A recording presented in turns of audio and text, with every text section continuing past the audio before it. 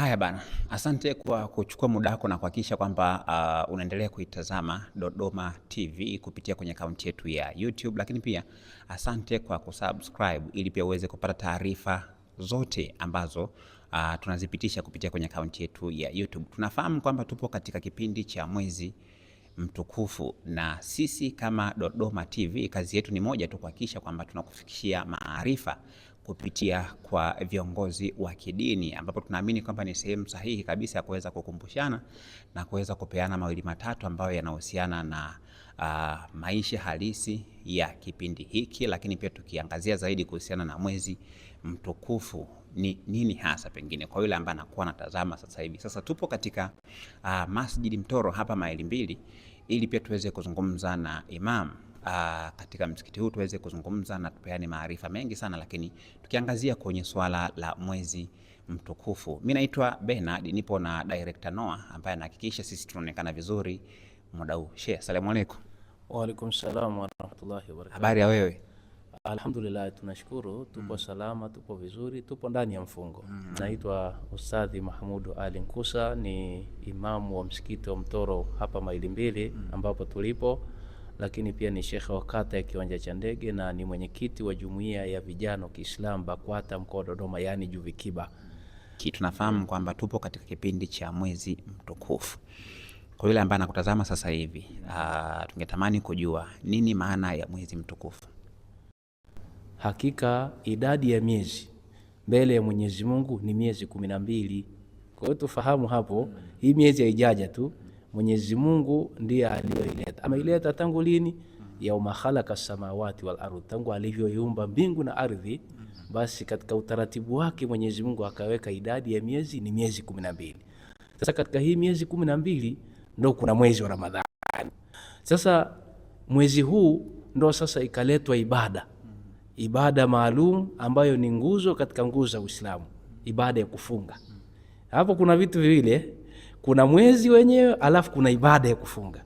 Kwa hivyo mwezi wa Ramadhani ndio mwezi ambao imeletwa ibada ya kufunga. Pale Mwenyezi Mungu Subhanahu wa Ta'ala aliposema shahru ramadhana alladhi unzila fihi alquran, mwezi wa Ramadhani ndio mwezi ambao imeletwa Qur'ani, imeshushwa Qur'ani. Angalia katika utukufu wa mwezi huo, pamoja na kuwa imeletwa ibada ya funga, lakini kwa ziada, hili hujanihoji, lakini ndio mwezi ambao imeshushwa Qur'ani, na Qur'ani imeshushwa ndani ya mwezi mtukufu wa Ramadhani. Kwa hivyo ufafanuzi wake uko kwa namna hiyo. Okay. Kufunga kama mazungumzo hapo, kuna umuhimu gani kwa muumini wa dini ya Kiislamu? Kabisa niwaambie watazamaji wetu, ibada ya funga ni ibada ya lazima. Unajua, naposema ibada ya lazima, sisi kuna ibada za faradhi na kuna ibada za sunna. Sunna maana yake ni khiari. Ukifanya ibada ya sunna maana yake Mwenyezi Mungu anakulipa thawabu, ukiacha upati dhambi. Lakini ibada ya faradhi ukifanya maana yake umetekeleza amri, lakini Mwenyezi Mungu anakulipa thawabu, ukiacha Mwenyezi Mungu anakulipa madhambi. Kwa hiyo ibada ya funga ni ya lazima, ni ya lazima juu ya kila Muislamu, lazima afunge katika ibada hii ya mwezi mtukufu wa Ramadhani, kwa sababu ni nguzo katika zile nguzo 5 za Uislamu. Kwa hivyo nguzo hizi ni lazima kila Muislamu azisimamishe na azitekeleze kama ambavyo Mwenyezi Mungu anatuamrisha. Okay. Naam. Ni nani ambaye anapaswa kufunga na nani ambaye hapaswi kufunga katika kipindi hiki cha mwezi mtukufu?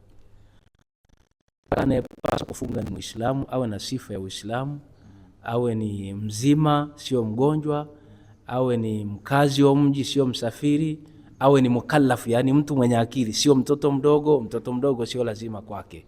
Sawa, hizo ni baadhi ya sifa tu ambazo anatakiwa afunge mtu.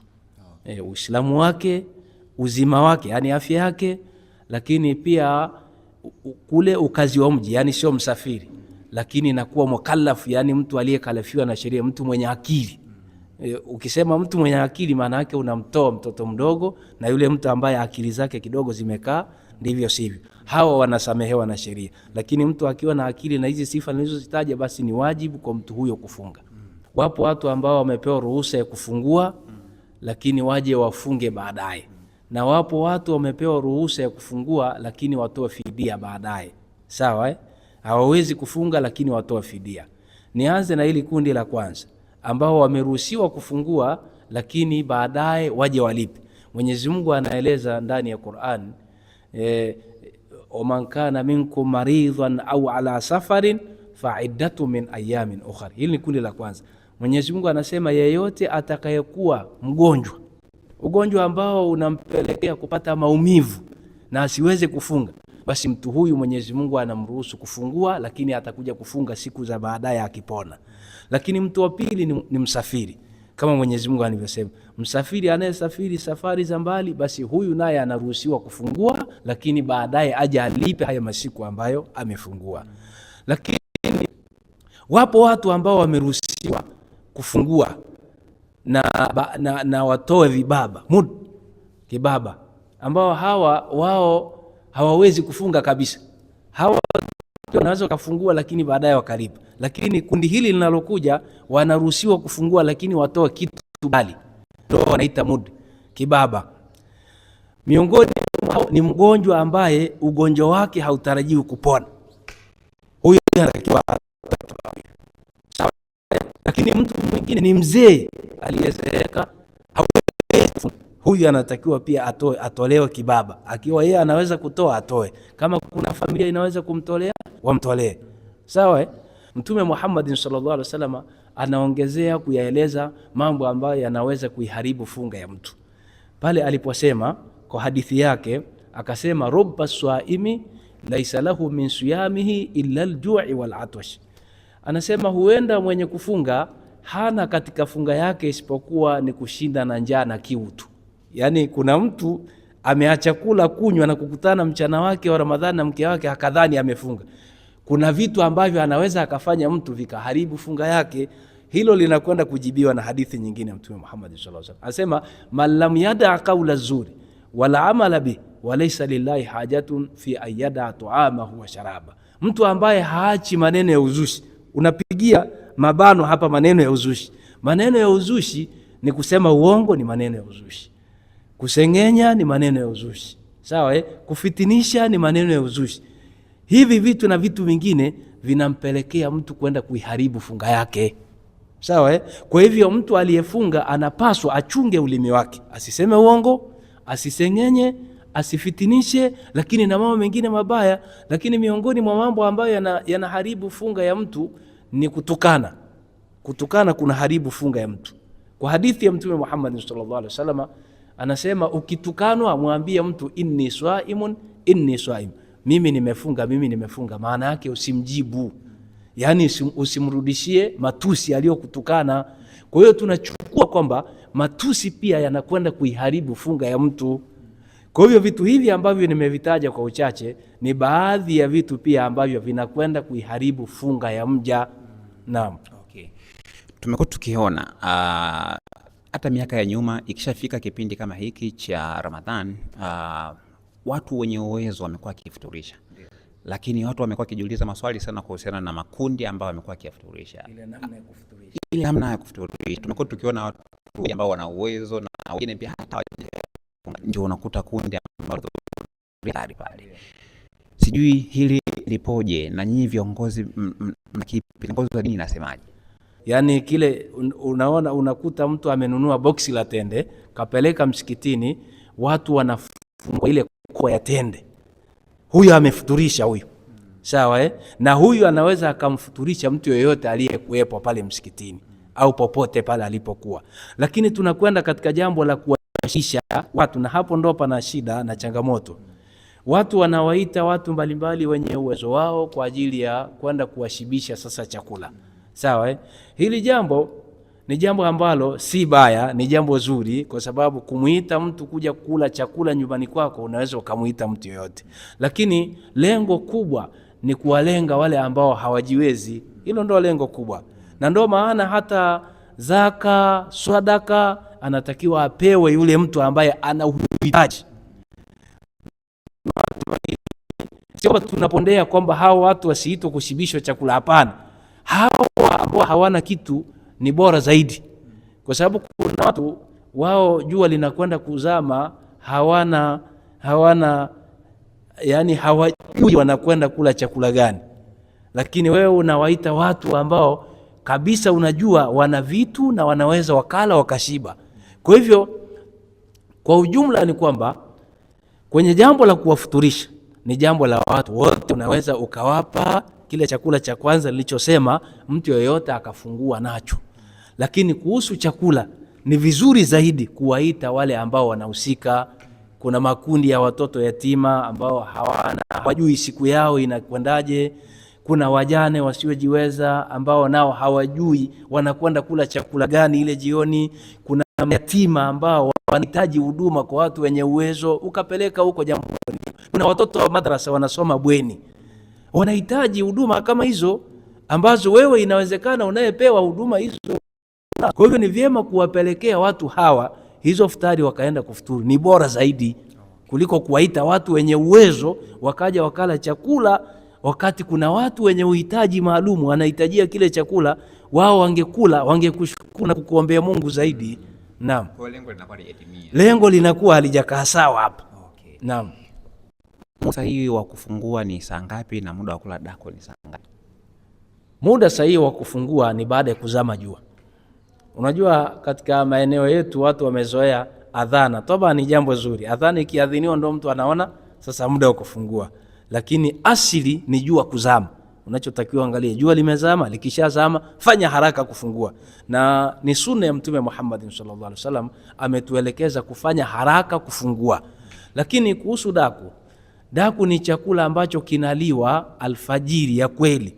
Sawa ila nikisema alfajiri ya kweli watu wamenifahamu. Ila alfajiri ya kweli ambayo sisi tuna alfajiri ya kweli na kuna alfajiri ya uongo.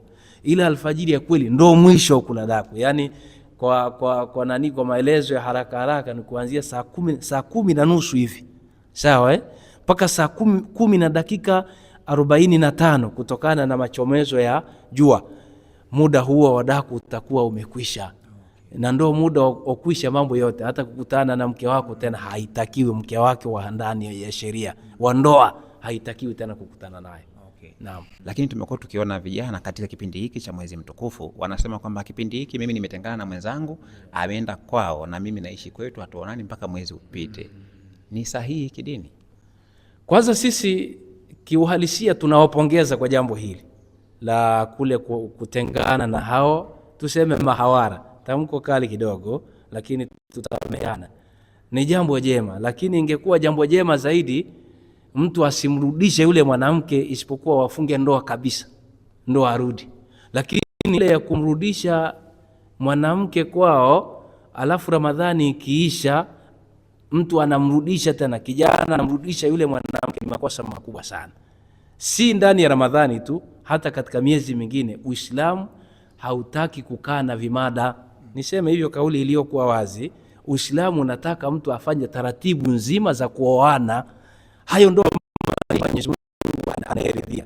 Lakini haya maisha mengine haya ya kuwarudisha mabinti kwao Ramadhani ishe, kwanza ni makosa makubwa. Maana yake sasa watu watakuwa wanaogopa Ramadhani, hawamuogopi Mungu. Kwa hiyo tunasema watu wamuogope Mwenyezi Mungu katika hili, wasiogope Ramadhani. Na hata na ibada zote nyingine ambazo tunafanya, kuna watu alhamdulillah wanaingia kuswali Ramadhani ikianza, Ramadhani ikiisha basi. Sasa sio sahihi. Sahihi ni kwamba watu waingie katika ibada ya Ramadhani wakiwa wakitaraji malipo ya nani? Ya Allah tabaraka wa taala. Wasiingie katika Ramadhani katika ibada zote, iwe ni ya ndoa, ni ya kuswali, ni ya kutoa, ni ya kufanyaje, waingie katika ibada hizi hali ya kuwa kwa miguu yote. Maana yake hata Ramadhani ikiisha ibada hizi ziendelee, sio zikatike kwa sababu ya kuogopa Ramadhani. Hilo ni kosa kubwa sana, na tunaendelea kulisema kila mara na kila wakati, na hata kabla ya mwezi wa Ramadhani tuliliongelea na kulisema sana. Hivyo tunawaomba na kuwasihi vijana wetu, vijana wenzetu, na hasa mimi nikiwa kama mwenyekiti wa jumuiya ya vijana, hili jambo wasifanye. Umemrudisha binti wa watu muda huu wa Ramadhani, jambo jema, jambo linalotakiwa kwa sasa. Weka mipango, Ramadhani ikiisha au hata ndani ya Ramadhani, ndoa hazijakatazwa, funga ndoa, maisha yaweze kufanyaje, yaweze kuendelea. Hayo ndio maisha ambayo Mwenyezi Mungu Subhanahu wa Ta'ala anayoyaridhia. Naam. Na vyakula gani ambavyo ni vizuri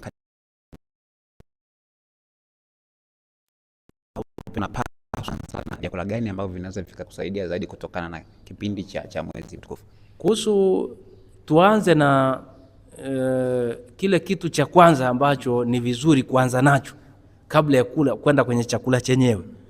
Mtume Muhammad sallallahu alaihi wasallam ametufundisha na kutuelekeza kwamba chakula bora na ambacho kinakwenda kutwarisha mwili wako na kwenda kuupa nguvu mwili wako, chakula cha kwanza ni tende. Ndo chakula ambacho ni sunna ya Mtume Muhammad sallallahu alaihi wasallam, kufungua na tende. Yani jua likizama tu pop, kiwa chakula chako au jambo lako la kwanza kuweka mdomoni ni tende. Lakini Mtume Muhammad akasema mkikosa tende, maji. Sasa sidhani kama maji kuna mahala hayapo.